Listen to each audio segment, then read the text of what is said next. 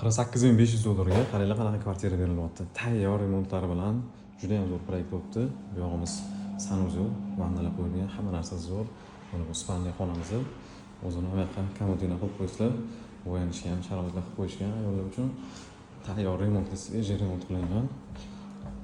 Bu yog'imiz koridor, shkaf bor, yasatib olsa ham bo'ladi. Tayyor oynalar ham qo'yilgan. Mana bu divan zona bo'ladi. Mana oynalarni qo'yib berishadi. Bu yoq mana oshxona qismimiz. Xolodilnik, kirmoshina, hamma narsa qo'yilgan. Mana shuni ochib ko'rdimda, okey, bu zo'rdan qo'yishdi, desam, yo'qatdi, o'zingiz almashtirdik debdilar. Zo'r eshiklarni almashtirib, oynalarni ham qo'yib, oppoq qilib qo'yishibdi. Hop, uyimizni Sergeli Xonobod avenida joylashgan bo'ladi.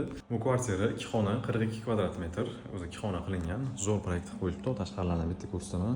Juda ham zo'r жилой kompleks.